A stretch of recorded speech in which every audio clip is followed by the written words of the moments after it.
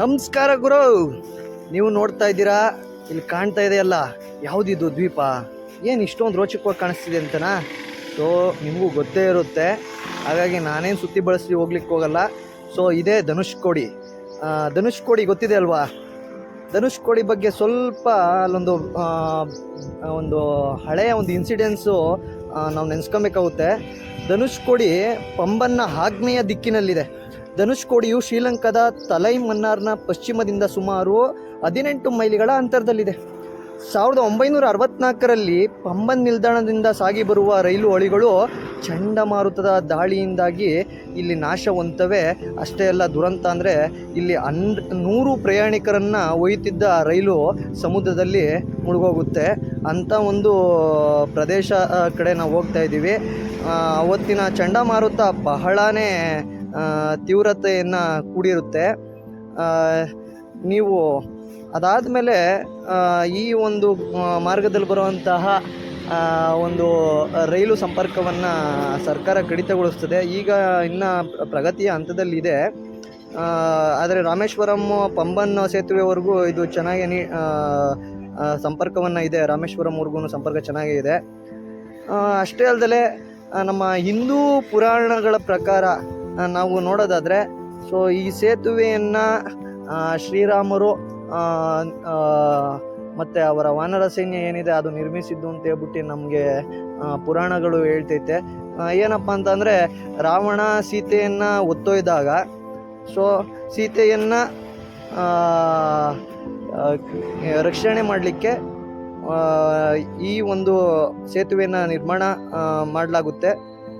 ಇನ್ನು ಈ ಒಂದು ಸೇತುವೆ ಬಗ್ಗೆ ಇನ್ನೂ ಒಂದಷ್ಟು ವಿಚಾರ ಹೇಳಬೇಕು ಅಂತಂದರೆ, ಹಿಂದೂ ಪುರಾಣ ಗ್ರಂಥದ ಪ್ರಕಾರ ಹೇಳೋದಾದರೆ, ರಾವಣನ ತಮ್ಮನು ಮತ್ತು ರಾಮನ ಪಕ್ಷಪಾತಿಯೂ ಆದ ವಿಭೀಷಣನ ಕೋರಿಕೆಯನ್ನು ಮನ್ನಿಸಿ ರಾಮ ತನ್ನ ಬಿಲ್ಲಿನ ಒಂದು ತುದಿಯಿಂದ ಈ ಸೇತುವೆಯನ್ನು ಮುರಿದಿದ್ರಿಂದ ಈ ಸ್ಥಳಕ್ಕೆ ಧನುಷ್ಕೋಡಿ ಅನ್ನೋ ಹೆಸರು ಕೂಡ ಬರುತ್ತೆ.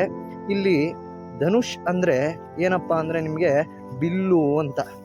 ಅಷ್ಟೇ ಅಲ್ಲ, ಕೋಡಿ ಅಂದರೆ ತುದಿ ಅಂತ ಹೇಳ್ಬಿಟ್ಟು, ಹಾಗಾಗಿ ಈ ಸ್ಥಳಕ್ಕೆ ಧನುಷ್ಕೋಡಿ ಅನ್ನೋ ಹೆಸರು ಕೊಡಲಾಗುತ್ತೆ. ಅಷ್ಟೇ ಅಲ್ಲ, ಈ ಒಂದು ಪುಟ್ಟ ದ್ವೀಪದ ಸಾಲು ನಮಗೆ ಹಳೆಯ ಸೇತುವೆಯ ಪಳೆಯುಳಿಕೆ ಥರ ಕಾಣುತ್ತೆ. ನೀವು ಗಮನಿಸ್ಬೋದು, ಇದು ಕಟ್ಟಿರೋ ಸೇತುವೆ ಥರನೇ ನಮಗೆ ಗೋಚರ ಆಗುತ್ತೆ.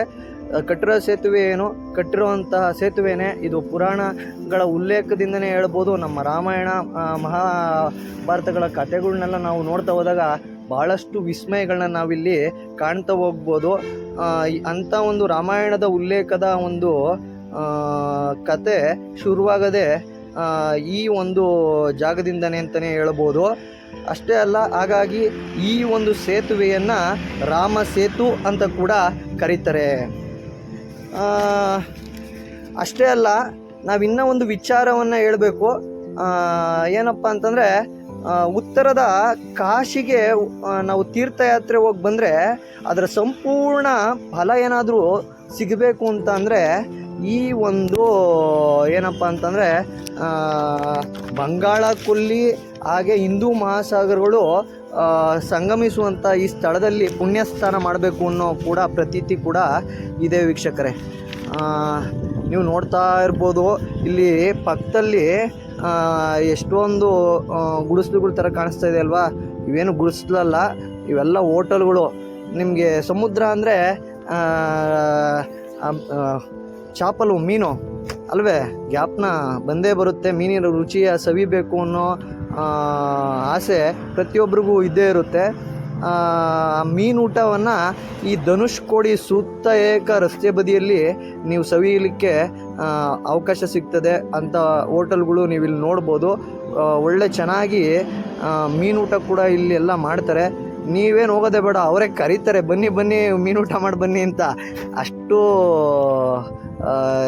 ಈ ಹೋಟೆಲ್ಗಳಿದ್ದಾವೆ ಇಲ್ಲಿ. ನೀವು ನೋಡ್ತಾ ಇರ್ಬೋದು ಸುತ್ತ ಎಷ್ಟು ಇದಿದೆ ನೋಡಿ. ಆ ಥರನೇ ನಿಮಗೆ ಕರಿತಾ ಇರ್ತಾರೆ ಊಟಕ್ಕೆ. ಎಲ್ಲ ಥರ ಪ್ರೀತಿ ಇಟ್ಕೊಂಡೆ ನಿಮಗೆ ಕರೀತಾರೆ. ಅಷ್ಟೇ ಪ್ರೀತಿಯ ಸ್ವಾದ ಕೂಡ ಊಟದಲ್ಲಿ ಸಿಗುತ್ತೆ ಅಂತ ಕೂಡ ನಾನು ಹೇಳಲಿಕ್ಕೆ ಇಷ್ಟಪಡ್ತೀನಿ.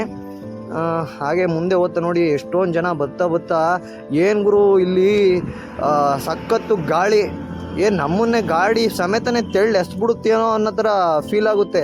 ಹಾಗಾದರೆ ಅವತ್ತಿನ ಚಂಡಮಾರುತ ಇನ್ಯಾವ ರೇಂಜಿಗೆ ಬೀಸಿರ್ಬೋದು ಗುರು. ಖಂಡಿತವಾಗ್ಲೂ ಅಷ್ಟು ಗಾಳಿ ತೀವ್ರವಾಗಿ ಇಲ್ಲಿ ಬೀಸುತ್ತೆ ಅಂತಲೇ ಹೇಳ್ಬೋದು. ಅದು ಎಕ್ಸ್ಪೀರಿಯನ್ಸ್ ಮಾಡೋದ್ರಿಂದನೇ ಗೊತ್ತಾಗ್ತಿದೆ.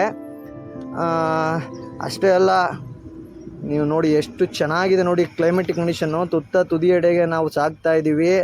ಧನುಷ್ಕೋಡಿ ರಾಮಸೇತು ಶ್ರೀಲಂಕಾಕ್ಕೆ ಒಂದು ಸಂಪರ್ಕವನ್ನು ಕಲ್ಪಿಸಿದ್ದಂತಹ ಒಂದು ಸೇತುವೆ ಇದಾಗಿರುತ್ತೆ. ಆಹಾ, ಇಲ್ಲಿ ಬೈಕ್ ರೈಡು ಒಂಥರ ಅದ್ಭುತವಾಗಿದೆ. ಆಮೇಲೆ ಈ ಒಂದು ರಸ್ತೆ ಬದಿಯ ನಿಮಗೆ ಅಕ್ಕಪಕ್ಕ ಒಂದು ವಿಷ್ಣುವಿಗೆ ಸಂಬಂಧಪಟ್ಟಂಥ ಒಂದು ಅದೇನೋ ಗಿಡ ಅಂತ ಕಂಡ್ರೆ ಅದು ಬ್ರಹ್ಮದಂಡೆ ಕೇಳಿದ್ದೀರಾ?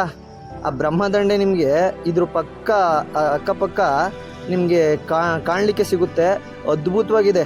ಎಲ್ಲೋ ನಮ್ಮ ಊರಲ್ಲಿ ಈ ರೀತಿ ಬ್ರಹ್ಮದಂಡೆ ಸಿಗೋದು, ಅದನ್ನು ನಮ್ಮ ಅಜ್ಜಿ ಹೇಳ್ತಾ ಇರೋರು, ತಾಮನ್ ಮನೆ ಹೊಸ್ಲು ಕಟ್ಟಿದ್ರೆ ತುಂಬ ಪುಣ್ಯ ಸಿಗುತ್ತೆ, ಯಾವುದೇ ರೀತಿ ದುಷ್ಟಶಕ್ತಿಗಳು ಮನೆ ಪ್ರವೇಶಿಸಲ್ಲ ಅಂತ.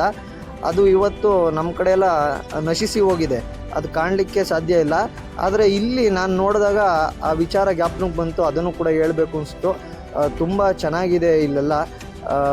ವಿಶೇಷವಾಗಿ ನಾವು ಈ ಪ್ರದೇಶಕ್ಕೆ ಬಂದಾಗ ತುಂಬಾ ಪ್ರಶಾಂತವಾಗಿರುವಂಥ ಒಂದು ಸನ್ನಿವೇಶನವನ್ನು ಕೂಡ ಕಾಣ್ಬೋದು. ಹೆಸರಿಗೆ ಹಿಂದೂ ಮಹಾಸಾಗರ ಗೊತ್ತಿದೆ ಅಲ್ವಾ? ಒಂಥರ ಹಿಂದೂ ಮಹಾಸಾಗರ ಅಂತಲೇ ಪ್ರಶಾಂತವಾಗಿರುತ್ತೆ ಅಂತಲೇ ಹಿಂದೂ ಮಹಾಸಾಗರಕ್ಕೆ ಒಂದು ಪ್ರತೀತಿನೇ ಇದೆ. ಪ್ರಶಾಂತದೊಳಗೆ ಹಿಂದೂ ಮಹಾಸಾಗರ. ಆಹಾ, ಎಂಥ ಅದ್ಭುತವಾದಂಥ ಹೆಸರು ರೀ. ಅಯ್ಯೋ ಸೂಪರ್. ಮುಂದೆ ಹೋಗ್ತಾ ಹೋಗ್ತಾ ಹೋಗ್ತಾ ಇನ್ನೂ ಗಾಳಿ ಜಾಸ್ತಿ ಆಗ್ತಾನೇ ಇರುತ್ತೆ. ನಾನೆಲ್ಲೋ ಮಳೆ ಬರುತ್ತೆ ಅಂತ ಕೂಡ ಭಾವಿಸ್ಬಿಟ್ಟಿದ್ದೆ. ಹಂಗೆ ವೆದರ್ ಕೂಡ ಚೇಂಜ್ ಆಗಿತ್ತು. ಇಂಥ ಹಾಟ್ ವೆದರಲ್ಲೂ ಕೂಡ ಇಲ್ಲಿ ಕ್ಲೈಮ್ಯಾಟಿಕ್ ಕಂಡೀಷನ್ ನೋಡಿದ್ರೆ ನೀವು ಒಂದು ಸತಿ ಎಲ್ಲಪ್ಪ ಜೋರ ಮಳೆ ಬಂದರೆ ಏನಾಗುತ್ತೋ ಅಂತ ಒಂದು ಕೌತುಕ ಇದ್ದೇ ಇತ್ತು. ಅಂಥ ಒಂದು ಕ್ಲೈಮ್ಯಾಟಿಕ್ ಕಂಡೀಷನ್ ಕೂಡ ಇಲ್ಲಿ ಫೇಸ್ ಮಾಡಬೇಕಾಯ್ತು. ತುಂಬಾ ಚೆನ್ನಾಗಿದೆ.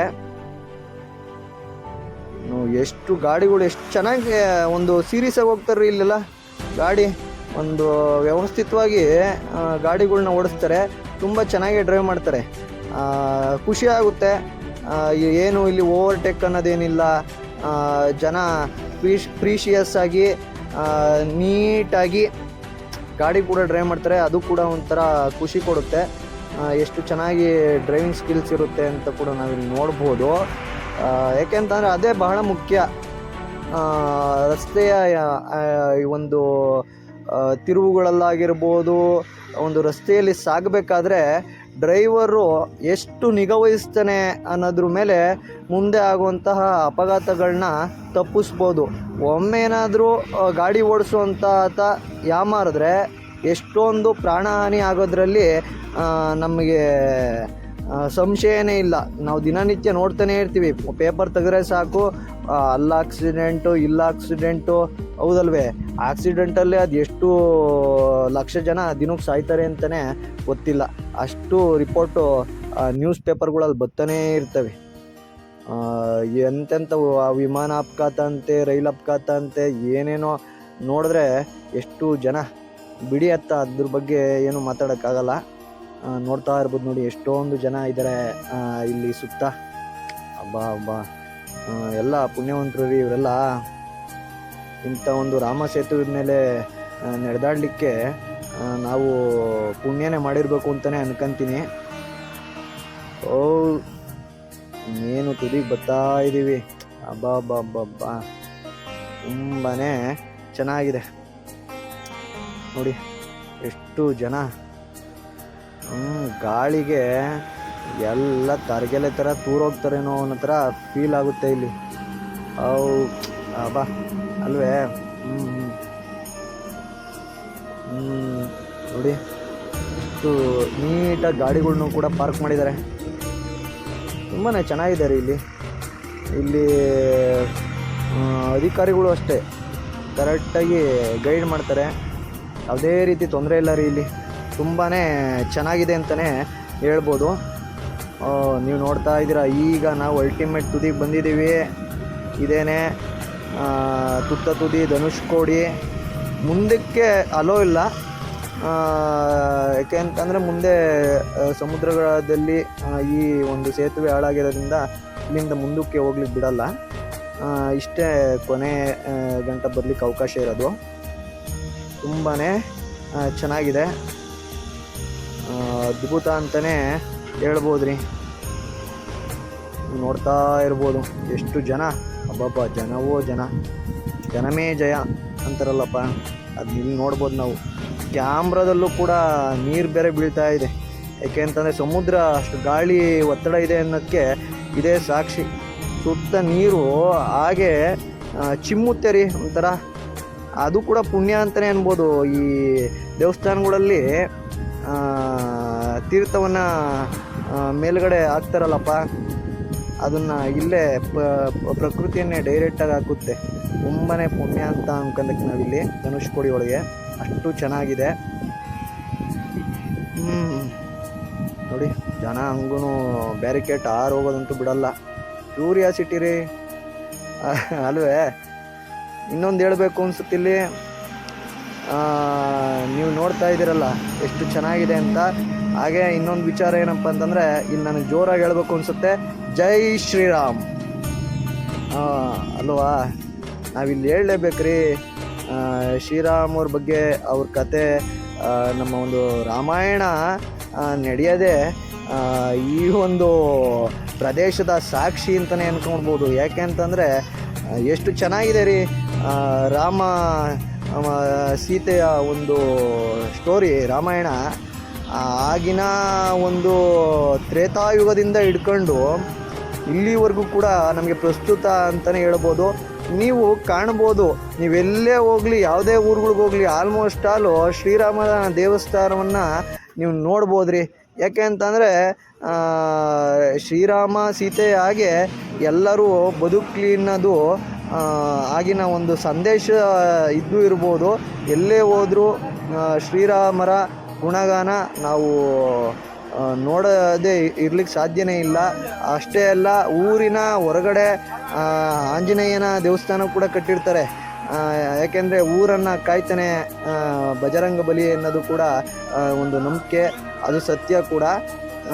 ದೇವರನ್ನು ನಂಬಿ ನಮ್ಮ ಕಾರ್ಯಕೆಲಸಗಳನ್ನ ಮಾಡ್ತಾಯಿದ್ರೆ ಯಾವತ್ತೂ ಕೂಡ ಒಂದು ಫಲ ಇದ್ದೇ ಇರ್ತದೆ. ನಾವು ಅದರ ನಿರೀಕ್ಷಣೆಯನ್ನು ಮಾಡೋ ಅಗತ್ಯತೆಯೇ ಇಲ್ಲ. ಅದನ್ನು ನಾವು ಕೃಷ್ಣರ ಮಹಾಭಾರತದಲ್ಲಿ ನೋಡ್ಬೋದು, ಹೇಳಿದ್ದಾರೆ ಆ ವಿಚಾರ. ಅದು ಕೂಡ ಬಹಳ ಅದ್ಭುತವಾಗಿ ಇರೋವಂಥ ಒಂದು ಕಾನ್ಸೆಪ್ಟು. ನಮ್ಮ ಕೆಲಸ ನಾವು ಪ್ರಾಮಾಣಿಕವಾಗಿ ಮಾಡಬೇಕು ಅಂತ. ಚೆನ್ನಾಗಿದೆ ಅಲ್ವಾ ಧನುಷ್ಕೋಡಿ.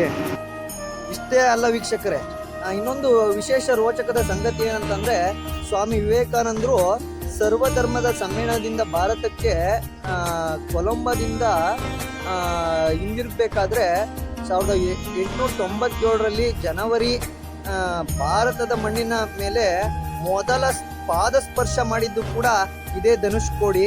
ಅದ್ಭುತ. ಧನ್ಯವಾದಗಳು.